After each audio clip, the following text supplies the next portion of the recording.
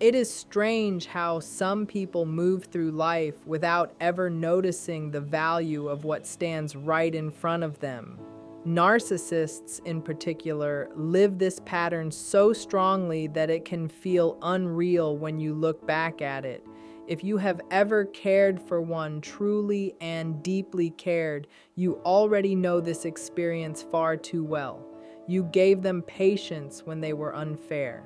You offered warmth when they became distant. You stayed loyal even when they gave you countless reasons to doubt that loyalty. Your love was not shallow or temporary. It was honest, steady, and sincere, yet they treated it as if it were disposable, as if it were guaranteed, as if it existed only to serve their needs. They moved through the relationship with a quiet sense of entitlement, behaving as though you were an endless source of understanding, something they could drain without ever needing to refill. They expected you to carry their confusion, their fears, their projections, without ever thinking about how heavy that burden was for you. And maybe the most painful part is that you allowed it for a long time because your love was real. You believed in who they could become, in the possibility of shared effort, in the hope that your consistency might somehow awaken theirs. You told yourself that if you stayed kind, patient, and loyal, things would eventually change. But there always comes a moment, a turning point, sometimes quiet, sometimes loud, but always real.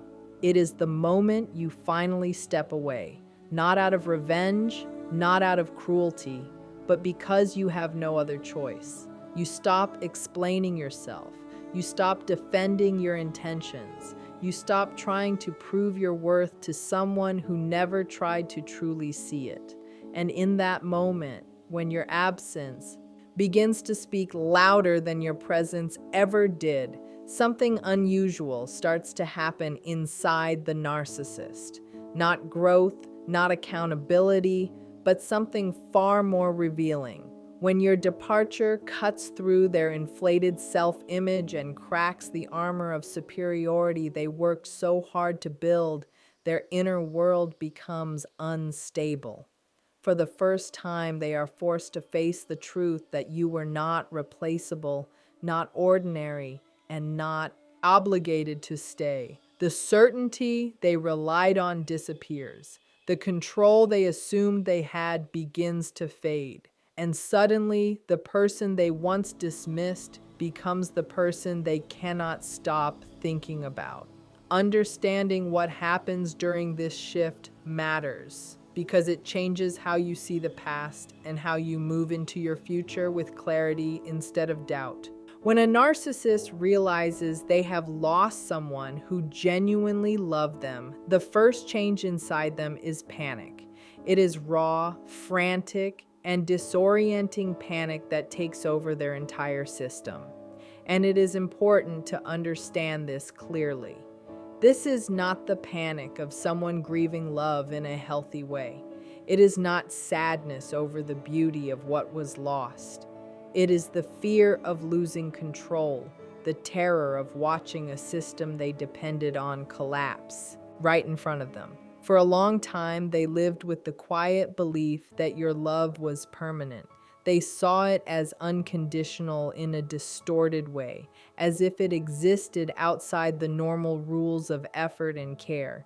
They treated your patience as automatic, your forgiveness as expected, and your presence as guaranteed. They assumed you would always be there to smooth over their failures, absorb their emotional storms, and tolerate their chaos without asking for responsibility. In their mind, your devotion was a resource, endless, renewable, and owed to them. So when you leave, when you stop reacting, explaining, fixing, and rescuing, they feel something they never planned for. The sudden collapse of the foundation that kept their emotional world from falling apart. Because narcissists do not build inner stability. They rely on other people, people like you, to hold their fractured sense of self together. When that stabilizing force disappears, their mind goes into crisis. They begin to feel emotions they never learned how to manage: the tight chest, the racing thoughts, the heavy dread in the stomach. These sensations feel unfamiliar and overwhelming. They do not understand them, and they have no tools to calm them. All they know is that something has gone very wrong. The illusion they carefully created, the image of control, superiority, and entitlement starts to crack. Small breaks appear in the stories they told themselves. Stories like, "I can replace you anytime, you will never really leave, or you need me more than I need you." Suddenly, those stories no longer hold together. Reality starts pushing through their defenses, and they do not know how to stop it. They scramble in their thoughts, in their emotions, sometimes even in their actions. They look for explanations that protect them from blame. They search for someone else to fault because blaming is the only way they know how to escape responsibility. They rewrite the story so they can remain the victim, the misunderstood one, the person who was unfairly abandoned. They may say you overreacted, you misunderstood, you were too sensitive, anything to avoid admitting that their own behavior played a role in the loss. And under all of this chaos is fear, a fear they will never admit out loud, a fear that exposes just how much they depended on you. What they will never say is this: they needed you more than they ever allowed themselves to believe. You were the grounding presence in their unstable inner world. You were the emotional regulator they never learned to become. You absorbed their doubt, their insecurity, and their frustration without asking them to face any of it. When they lose that, they do not just lose a partner or a connection. They lose the psychological anchor that kept them from completely falling apart. And that absence sends them spinning. Their thoughts turn frantic. Their inner voice shifts from confidence to anxious questioning. They wonder if you have moved on, if you found someone gentler, if you finally recognized your worth without them. Their mind becomes a battlefield of conflicting stories, stories meant to calm themselves, stories meant to blame you, stories meant to convince themselves that they do not care at all. But beneath all of it sits the truth they cannot escape. They do care. Their ego simply does not know how to handle it. And this is where the unraveling truly begins. Slowly at first, then faster, like threads being pulled from fabric that was never strong to begin with. They do not fall apart because of love. They fall apart because of lost control, because of the shock of losing someone they believed belonged to them by entitlement, someone they assumed would always stay, no matter how carelessly they behaved. That unraveling is chaotic, desperate, and revealing. It exposes just how fragile their inner world really is. After the panic comes anger, sharp, defensive, explosive, and completely out of proportion. It is important to understand why this anger hits so hard. A narcissist cannot tolerate being the one who loses. Their entire identity depends on believing they are always in control, always superior, always the one who decides how things end. So when you walk away without their approval, without their control, without allowing them to shape the story, they experience it as a deep humiliation. Your absence is not just a loss, it feels like an attack on their pride. The stories they use to hold themselves together begin to collapse, and instead of facing that truth, they turn to the one emotional weapon they know how to use: anger. Anger becomes their attempt to regain power where they suddenly feel weak. They rewrite the story quickly because the real one, that they mistreated someone who truly loved them, is too painful for their ego to survive. So in their version, you become the problem. You were ungrateful. You were too emotional. You asked for too much. You were dramatic. They paint themselves as the calm and reasonable one, the person who tried while you failed. This rewriting is not accidental, it is self-protection. It is the only way they can avoid facing the reality that their own behavior led to the loss. Their anger becomes a loud shield. It gives them a temporary sense of strength, while inside they feel close to collapse. Because they cannot tolerate vulnerability, any emotional discomfort is pushed outward as blame. They attack because they cannot look inward. They criticize you because they cannot face themselves. They create noise and conflict because silence would force them to hear their own thoughts, and those thoughts frighten them more than any argument ever could. Their anger is not power. It is instability pretending to be strength. Underneath that anger is something even more threatening to their ego: shame. Narcissistic shame is different from healthy shame. It is not a quiet signal to reflect or grow. To them, it feels like total identity destruction. It threatens to expose the emptiness beneath their confidence and the insecurity beneath their arrogance. When shame begins to surface, the tight chest, the sinking feeling, the heavy dread, they cannot tolerate it for even a moment, so they immediately turn it into anger. Shame feels unbearable, so they push it outward. They project it onto you. They throw their insecurities in your direction and try to make you carry them. And while they may appear confident, dismissive, or even cruel on the surface, inside they are fighting a battle they do not know how to win. Your absence forces them to face something they spent their entire life avoiding: the truth that love cannot survive without respect, that control is not connection, and that entitlement is not intimacy. And even if they never admit it, even if they never say it out loud, your leaving becomes the moment that exposes everything they worked so hard to deny. They need to see you as imperfect so they do not have to look at where they failed. They need to label you as ungrateful so they never have to admit how much they took you for granted.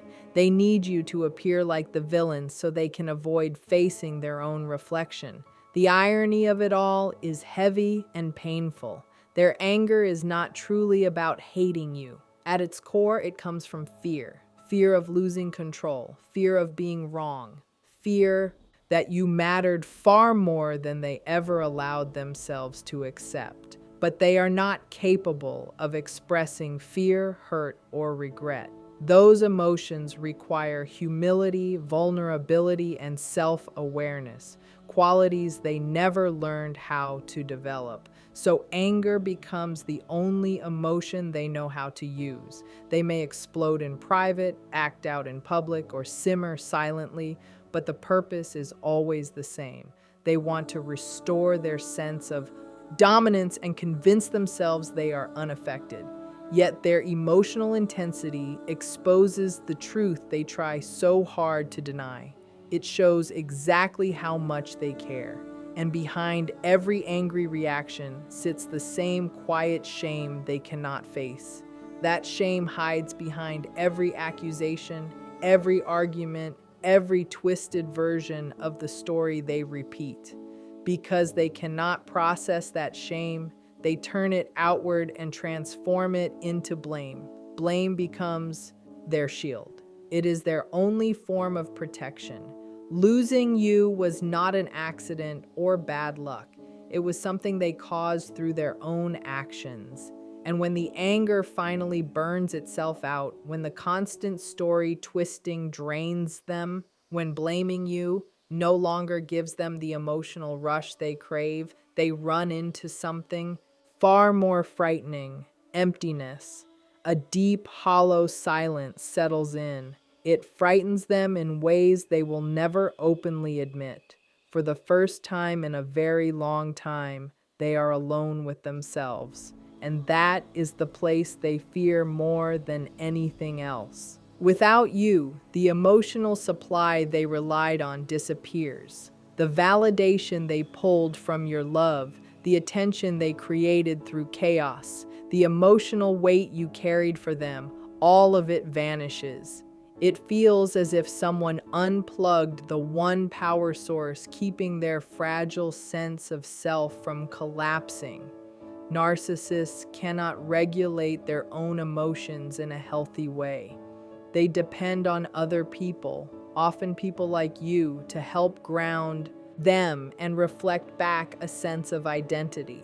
When you leave, you take that system with you. You remove the structure they used to avoid confronting their inner emptiness. Your absence creates a deep psychological vacuum. It is not only that you are gone, it is that you were the support holding up something very unstable. Without you, everything inside them begins to tremble and slowly fall apart.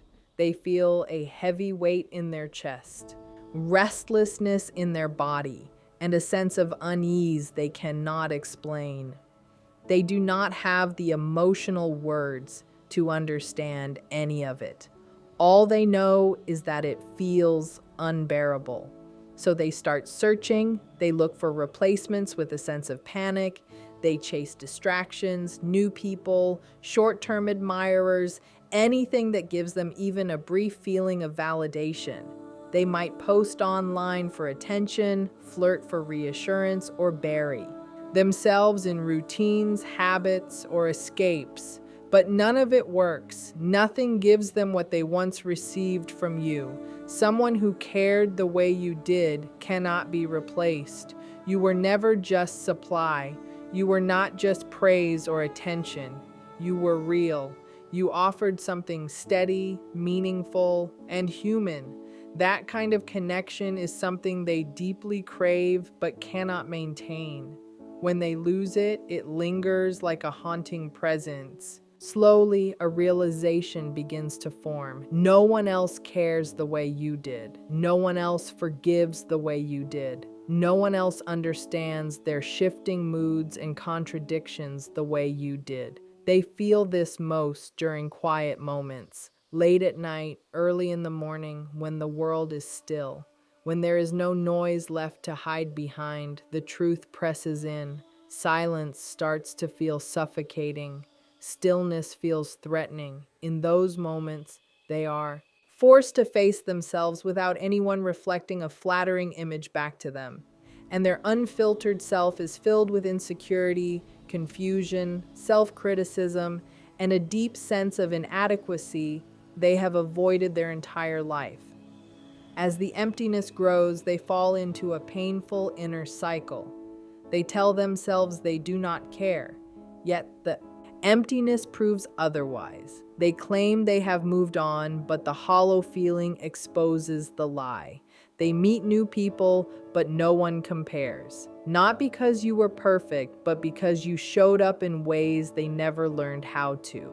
The emptiness follows them everywhere, while driving, working, talking, even when surrounded by others. On the outside, they may seem fine, even confident. Inside, they feel unsteady, drifting, unsure how to rebuild the world they once took for granted. It is a quiet ache, an emotional hunger nothing seems to satisfy.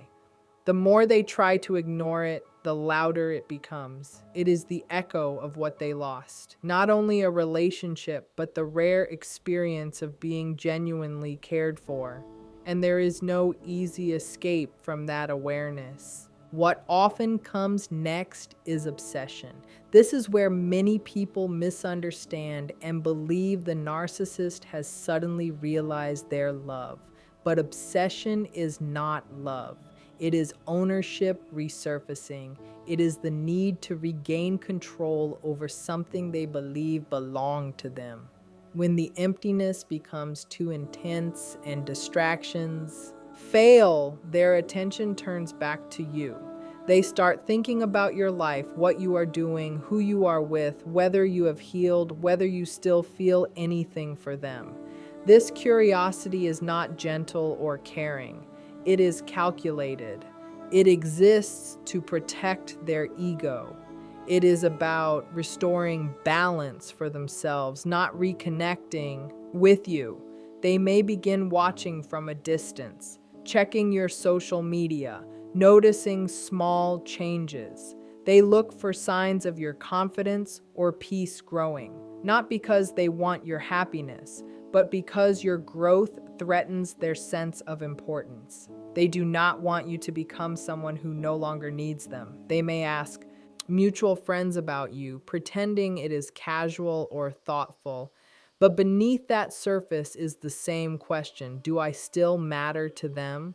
They are not seeking closure or healing.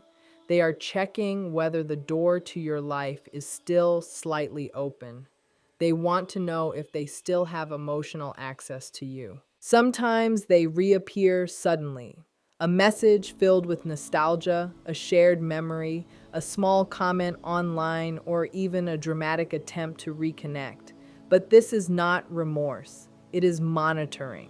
It is a test of your emotional openness. It is a way of checking whether you are still reachable. Their actions are not driven by regret. They are driven by fear. Fear that you have moved forward. Fear that you have grown stronger. Fear that you now see them clearly.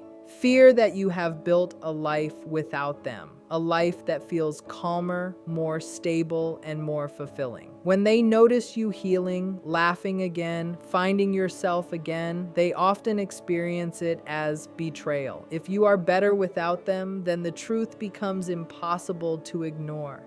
Your pain came from the environment they created, not from something broken inside you. That truth is far too heavy for their ego to carry. So they circle back, not to rebuild love, but to reclaim power. Every attempt to re-enter your life is a test. Do you still belong to me emotionally? Can I still affect you? Can I still disturb your peace? Can I still make you question yourself? If they sense even the smallest opening, they take advantage of it. And none of it comes from real change.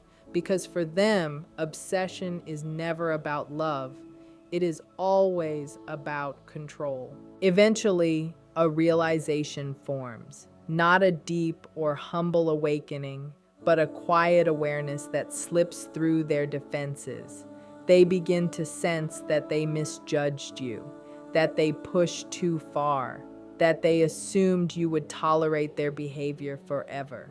They slowly recognize that your love was not ordinary, not easily replaced, not something they could discard without consequence. This awareness starts as discomfort, like a small splinter under